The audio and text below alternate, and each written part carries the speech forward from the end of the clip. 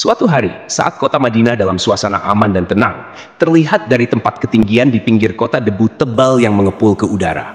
Debu itu semakin meninggi, bergumpal-gumpal hingga hampir menutup angkasa. Angin yang bertiup menyebabkan gumpalan debu dari butiran-butiran pasir Sahara yang lembut terbang menghampiri pintu-pintu rumah di Madinah dan berhembus dengan kuat di jalan-jalan. Orang-orang mengira ada badai yang menyapu dan menerbangkan pasir. Namun, kemudian dari balik tirai debu itu, mereka mendengar kabar tentang kedatangan kafilah besar yang panjang. Tak lama kemudian, 700 kendaraan yang syarat dengan muatannya memenuhi jalan-jalan dan mengguncang Madinah. Orang-orang saling memanggil dan mengajak sesamanya untuk menyaksikan keramaian ini, serta turut bergembira atas kedatangan harta dan rezeki yang dibawa kafilah itu. Ummul Mukminin Aisyah, ketika mendengar suara hiruk-pikuk kafilah yang bergerak maju itu, bertanya, apakah yang terjadi di kota Madinah? Ada yang menjawab, kafilah Abdurrahman bin Auf baru datang dari Syam membawa barang-barang dagangannya.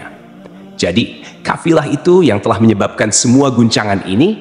Tanya Ummul Mukminin. Benar, wahai Ummul Mukminin.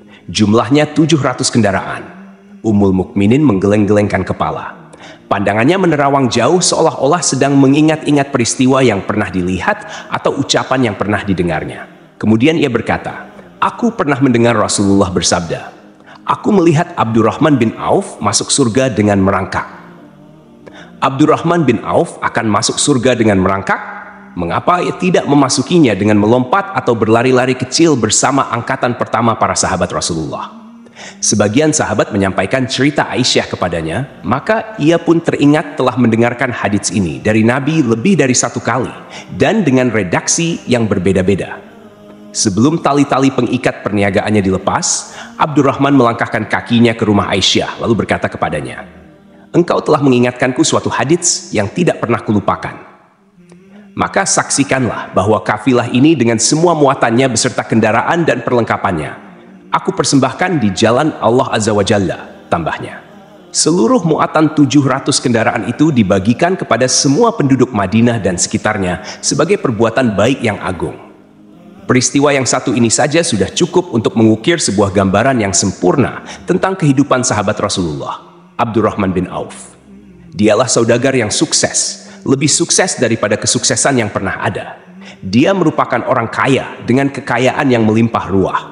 Dia adalah seorang mukmin bijaksana yang tidak ingin bagian dari keuntungan agamanya hilang begitu saja dan tidak sudi kekayaannya membuat dirinya tertinggal dari kafilah iman dan pahala surga. Untuk itu, ia mendermakan harta kekayaannya dengan kemurahan hati dan kesadaran nurani. Kapan dan bagaimana proses keislaman orang besar ini? Ia masuk Islam sejak fajar menyingsing. Ia telah memasukinya pada permulaan dakwah, yakni sebelum Rasulullah memasuki Darul Arkam dan menjadikannya sebagai tempat pertemuan dengan para sahabatnya yang beriman. Dia adalah salah seorang dari 8 orang yang lebih awal masuk Islam. Abu Bakar datang kepadanya menyampaikan Islam, termasuk kepada Utsman bin Affan, Az-Zubair bin Al-Awwam, Talhah bin Ubaidullah, dan Sa'ad bin Abu Waqqash. Tidak ada persoalan yang tertutup bagi mereka, dan tiada keraguan yang menjadi penghalang. Bahkan mereka segera pergi bersama Abu Bakar As-Siddiq menemui Rasulullah untuk menyatakan bayat dan memikul bendera Islam. Sejak menganut Islam hingga berpulang ke rahmatullah pada usia 75 tahun, Abdurrahman bin Auf selalu menjadi teladan yang cemerlang sebagai seorang mukmin yang besar. Hal ini menyebabkan Nabi memasukkannya dalam 10 orang yang telah diberi kabar gembira sebagai ahli surga. Umar mengangkatnya sebagai anggota majelis syura yang terdiri dari 6 orang, yang merupakan calon khalifah yang akan dipilih sebagai penggantinya. Kala itu, Umar berpesan Rasulullah wafat dalam keadaan ridha kepada mereka. Cepatnya Abdurrahman masuk Islam telah menyebabkan dirinya harus mengalami penganiayaan dan penindasan dari Quraisy. Ketika Nabi memerintahkan para sahabatnya hijrah ke Habasyah, Abdurrahman bin Auf pun ikut berhijrah. Ia kemudian kembali lagi ke Mekkah, lalu hijrah untuk kali kedua ke Habasyah, dan selanjutnya hijrah ke Madinah. Ia ikut bertempur di Perang Badar, Uhud, dan peperangan-peperangan lainnya. Keuntungannya dalam perniagaan sangat besar hingga mencapai batas yang membuat dirinya sendiri merasa takjub dan heran. Sehingga ia berkata, sungguh, aku melihat diriku ini, seandainya mengangkat batu, niscaya kutemukan emas dan perak di bawahnya. Perniagaan bagi Abdurrahman bin Auf bukanlah jenis perdagangan yang tercela maupun monopoli. Bahkan, ia sendiri bukanlah orang yang loba untuk mengumpulkan harta atas dorongan agar menjadi orang kaya. Bukan itu tujuannya, melainkan suatu amal dan kewajiban yang keberhasilannya akan menambah kedekatan jiwa kepada Allah dan berkorban di jalannya. Abdurrahman bin Auf seorang yang kuat emosi jiwanya, di mana ia menemukan kepuasan emosinya itu dalam amal yang mulia dimanapun berada. Apabila ia tidak sedang syalat di masjid dan tidak sedang berjihad dalam peperangan, ia pasti sedang mengurus perniagaannya yang berkembang pesat sehingga kafilah-kafilahnya dari Mesir dan Syria membawa ke Madinah barang-barang muatan yang dapat memenuhi kebutuhan seluruh jazirah Arab, baik pakaian maupun makanan. Yang menunjukkan bahwa ia seorang yang kuat emosi jiwanya adalah ketika kaum muslimin hijrah ke Madinah. Rasulullah pada waktu itu menerapkan aturan untuk mempersaudarakan dua orang sahabat. Salah seorang dari muhajirin warga Mekkah dan yang lain dari Ansyar penduduk Madinah. Persaudaraan ini berjalan dengan sempurna hingga membuat hati terpesona. Orang-orang Ansyar yang merupakan penduduk asli Madinah membagi seluruh kekayaan miliknya menjadi dua dengan saudaranya dari kalangan muhajirin. Bahkan istri pun direlakan. Apabila ia beristri dua, ia pun rela menceraikan satu untuk diperistri saudaranya. Ketika itu Rasul yang mulia mempersaudarakan antara Abdurrahman bin Auf dengan Sa'ad bin Rabi. Marilah kita dengarkan sahabat yang mulia, Anas bin Malik, mengisahkan kepada kita apa yang terjadi. Sa'ad berkata kepada Abdurrahman, "Saudaraku, aku adalah penduduk Madinah yang paling banyak harta. Silakan pilih separuh hartaku dan ambillah. Aku juga mempunyai dua istri. Perhatikan yang lebih menarik hatimu dan aku akan menceraikannya, sehingga engkau dapat memperistri dirinya." Abdurrahman bin Auf menjawab, "Semoga Allah memberkahi dirimu dalam istri dan hartamu. Tunjukkanlah letak pasar kepadaku." Abdurrahman pergi ke pasar. Ia berjual beli di sana dan mendapatkan keuntungan. Kehidupan Abdurrahman bin Auf di Madinah, baik semasa Rasulullah maupun sepeninggal beliau, selalu ditunaikan dengan sempurna untuk memenuhi hak din ini dan beramal di dunia. Perniagaannya sukses dan menguntungkan. Seperti diungkapkannya sendiri, bahwa seandainya ia mengangkat batu dari tempatnya, ia pasti mendapatkan emas dan perak di bawahnya. Salah satu faktor yang membuat perniagaannya berhasil dan mendapatkan berkah adalah karena ia sangat selektif untuk berniaga yang halal dan benar-benar menjauhkan diri dari segala bentuk jual beli yang haram, bahkan yang syubhat. Selain itu, faktor yang menambah kejayaan dan keberkahan Abdurrahman bin Auf adalah labanya yang bukan hanya untuk dirinya sendiri, melainkan di dalamnya terdapat bagian Allah yang ia penuhi dengan baik. Ia menggunakan hartanya untuk memperkokoh hubungan kekeluargaan dan mengeratkan tali persaudaraan, serta menyediakan perlengkapan yang diperlukan tentara Islam.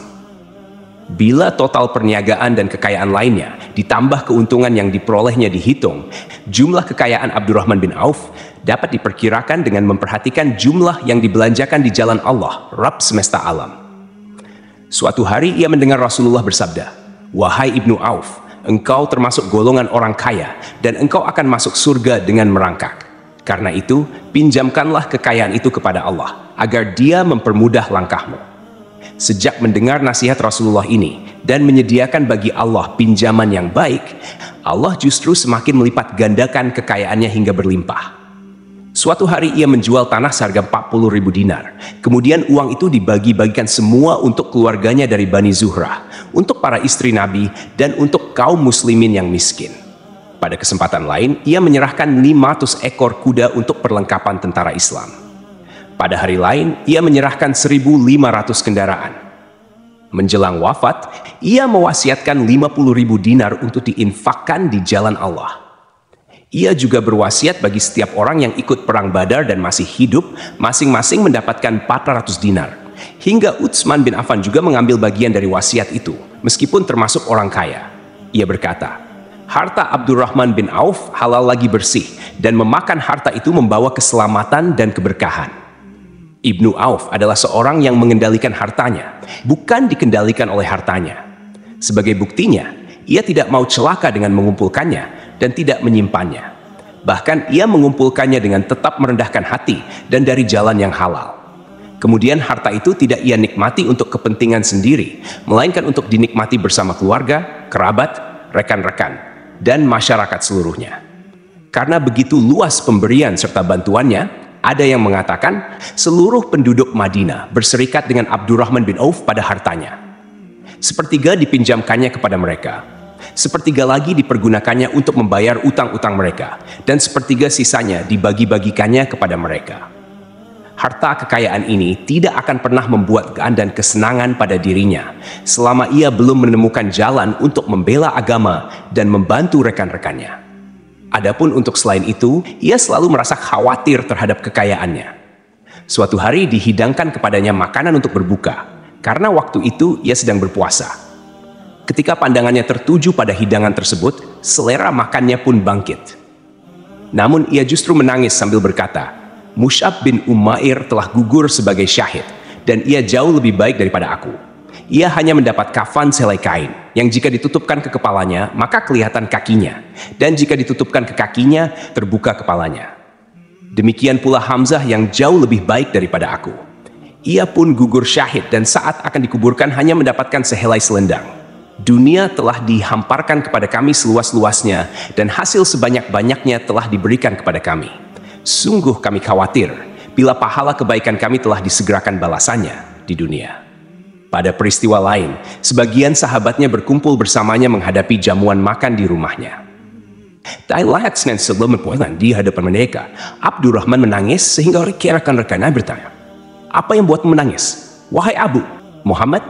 Abdurrahman bin Auf pun menjawab, Rasulullah telah wafat dan semasa hidupnya beliau beserta keluarganya tidak pernah merasakan kenyang makan roti gandum. Apa harapan kita apabila dipanjangkan usia tetapi tidak menambah kebaikan bagi kita? Demikianlah, kekayaannya yang melimpah itu sedikit pun tidak membangkitkan kesombongan dan takabur dalam dirinya. Bahkan orang-orang mengatakan tentang dirinya, seandainya seorang asing yang belum pernah mengenalnya kebetulan melihatnya sedang duduk bersama budak-budaknya, niscaya ia tidak bisa membedakannya di antara mereka. Namun, bila orang asing itu mengenal satu saja sisi jihad Ibnu Auf dan ujian yang dihadapinya, ia pasti langsung mengetahui siapa dia. Misalnya, jika ia mengetahui bahwa di tubuhnya terdapat 20 bekas luka dari perang Uhud dan bahwa salah satu dari bekas luka ini meninggalkan cacat pincang yang tidak sembuh-sembuh pada salah satu kakinya, atau jika ia tahu bahwa beberapa gigi serinya rontok di perang Uhud yang menyebabkan kecadelan yang jelas pada ucapannya, maka ia pasti menyadari bahwa laki-laki yang berperawakan tinggi dengan wajah berseri, kulit halus, pincang, dan cadel sebagai tanda jasa dari perang Uhud, itulah Abdurrahman bin Auf. Semoga Allah ridha kepadanya, dan ia pun ridha kepada Allah. Kita sudah terbiasa memperhatikan tabiat manusia, bahwa harta kekayaan biasanya menyebabkan seseorang suka berkuasa. Artinya, orang-orang kaya seringkali ingin memiliki pengaruh untuk melindungi kekayaan mereka, melipat gandakan pengaruh itu, memuaskan nafsu, serta demi kebanggaan dan kepuasan pribadi. Semua ini merupakan sifat yang biasanya dibangkitkan oleh kekayaan. Namun, bila kita melihat Abdurrahman bin Auf dengan kekayaannya yang melimpah, kita akan menemukan manusia ajaib yang sanggup menguasai watak dasar manusia dalam hal ini dan melangkahinya menuju puncak ketinggian yang istimewa.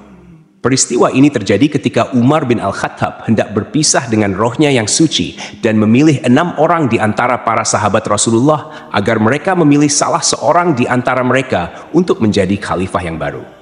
Pada saat itu, Semeri menunjuk ke Ibnu Auf. Bahkan sebagian sahabat menegaskan bahwa dialah orang yang lebih berhak menjadi khalifah di antara 6 orang itu.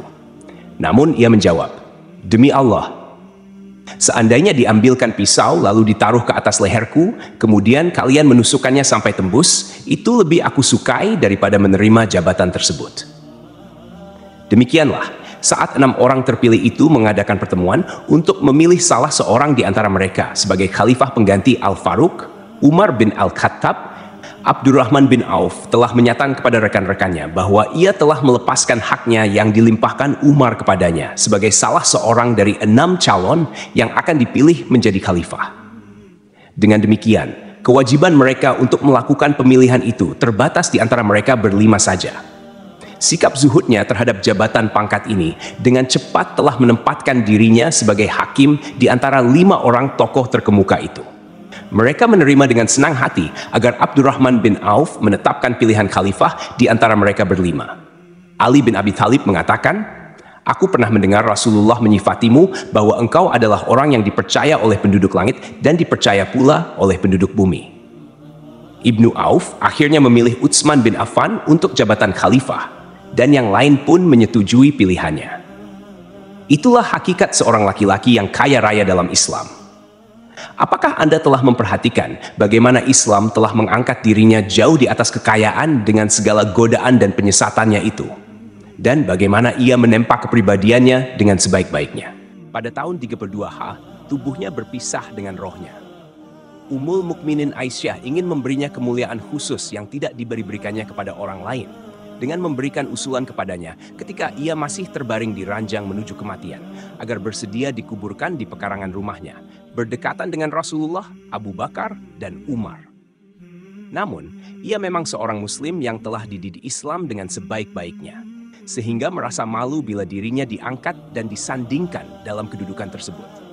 Selain itu, ia telah membuat janji dan ikrar yang kuat dengan Utsman bin Maz'un, yakni jika salah seorang di antara mereka meninggal sesudah yang lain, hendaklah ia dikuburkan di dekat sahabatnya itu. Saat rohnya bersiap-siap memulai perjalanannya yang baru, air matanya meleleh, sedangkan lidahnya bergerak-gerak mengucapkan kata-kata, "Aku khawatir dipisahkan dari sahabat-sahabatku karena kekayaanku yang melimpah ruah." Namun, ketenangan dari Allah segera menyelimutinya, lalu senyuman tipis menghiasi wajahnya, disebabkan sukacita yang memberi cahaya dan kebahagiaan yang menenteramkan jiwa. Ia memasang telinganya untuk menangkap sesuatu, seolah-olah ada suara yang lembut merdu yang datang mendekat. Ia sedang mengenang kebenaran sabda Rasulullah yang pernah beliau ucapkan, Abdurrahman bin Auf di dalam surga. Ia mungkin juga sedang mendengarkan janji Allah dalam kitabnya. Orang yang menginfakkan hartanya di jalan Allah, kemudian tidak mengiringi apa yang diinfakkan itu dengan menyebut-nyebutnya dan menyakiti perasaan penerima. Mereka memperoleh pahala di sisi Rabb mereka. Tidak ada rasa takut pada mereka, dan mereka tidak bersedih hati.